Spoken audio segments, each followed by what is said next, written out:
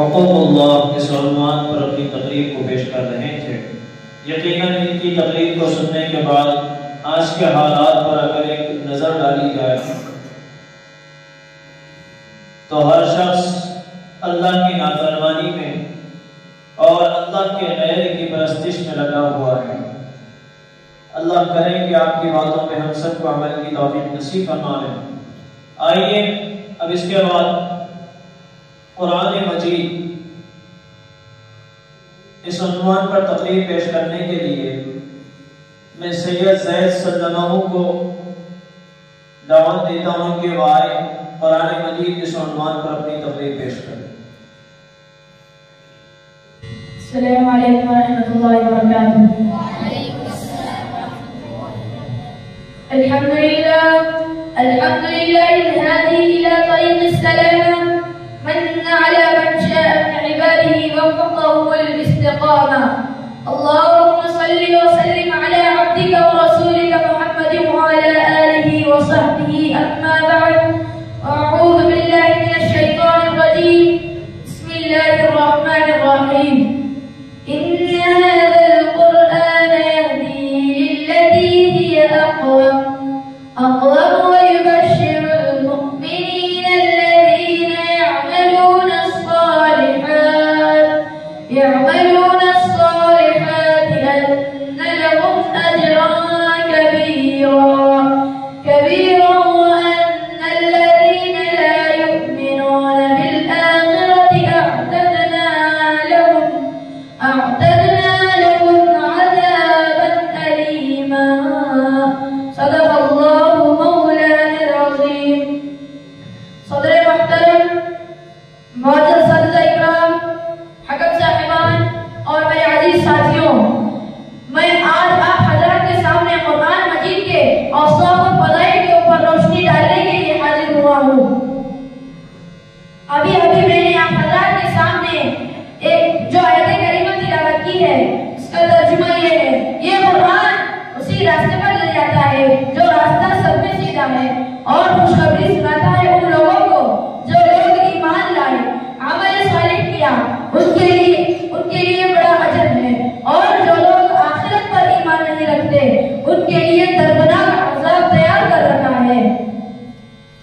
قرآن مجید کے پہلے پارے ہی میں ارشاد ربانی ہے: الف لام میم ذالک الکتاب لا ریب فیہ ھدی للمتقین۔ یہ ایک کتاب ہے جس میں شک و شبہ کی گنجائش نہیں، ہدایت متقین کے لیے، یعنی قرآن شک و شبہ کا محل نہیں، اس میں شک و شبہ کی گنجائش نہیں۔ قرآن ان لوگوں کے لیے ہادی اور رہنما ہے جو لوگ قرآن مجید سے ہدایت اور رہنمائی حاصل کرنا چاہتے ہیں۔ حضور حق سے محمد کو وہ کتاب ملی کہ جس سے قسمت نوع بشر چمک اٹھی۔ یہ وہ کتاب ہے جس کی کوئی مثال نہیں، یہی کلام ہے جس کو کبھی زوال نہیں۔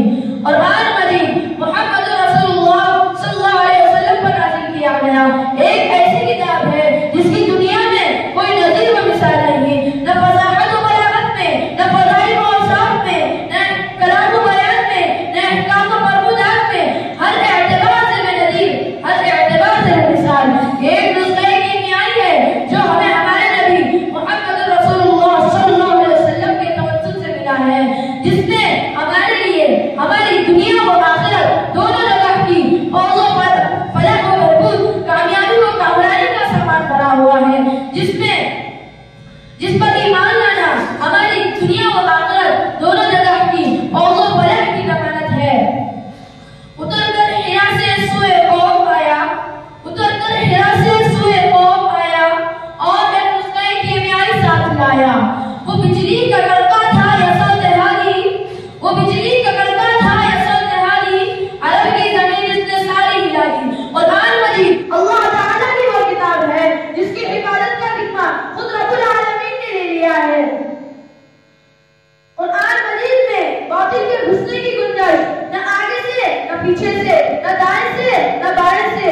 لا يأته الباطل من بين يديه ولا من خلفه۔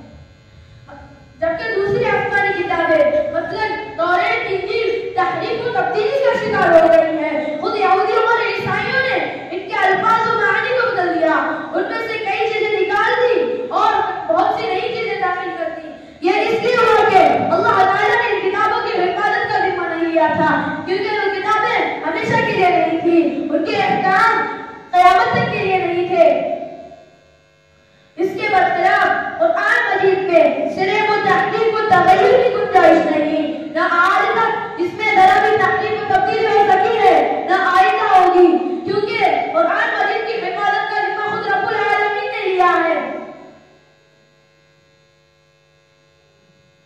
قرآن کی حفاظت کا ذمہ خود رب العالمین نے لے لیا، خود رب العالمین نے لے لیا ہے۔ قرآن آ جانے کے بعد لوگوں کو ہدایت اور رہنمائی کے لیے قرآن کو چھوڑ کر کوئی دوسری کتاب کھول کر دیکھنے کی ضرورت نہیں تھی۔ قرآن ہی ان کی سرچشمہ ہدایت ہے۔ نصیب صبح امن و عافیت ہر سو پکار آئی، نصیب صبح امن و عافیت ہر سو پکار آئی، مبارک ہو کہ اب گلشن میں قرآنی آئی۔ حضور صلی اللہ قرآن مجید حضور صلی اللہ علیہ وسلم کا ایک زندہ جاوید معجزہ ہے۔ حضور کو بہت سے معجزات عطا کیے گئے، لیکن ان میں سے سب سے اعلیٰ و برتر ہے جو رہتی دنیا تک ہے، وہ اللہ تعالیٰ کی آخری کتاب قرآن مجید ہے۔ دنیا میں جتنے انبیاء اکرام تشریف لائے سب کو اللہ تبارک و تعالیٰ نے معجزات سے نوازا، اور ہر نبی کو ایسا معجزہ ضرور دیا جو اس زمانے کی حالت کے مطابق تھا۔ مثلاً حضرت موسیٰ علیہ السلام کے زمانے میں جادو کا دور تھا، اس لیے حضرت موسیٰ علیہ السلام کو چند معجزات ایسے عطا کیے جو ظاہری صورت میں جادو سے مشابہت رکھتے تھے، مثلاً عصا کا سانپ بن جانا، ید بیضا، حالانکہ وہ جادو نہیں تھے۔ معجزہ اور جادو میں زمین و آسمان کا فرق ہوتا ہے، مگر وہ معجزات دیکھنے میں جادو کی طرح لگتے تھے۔ میں یہاں پر اپنی بات ختم کرنا چاہتا ہوں۔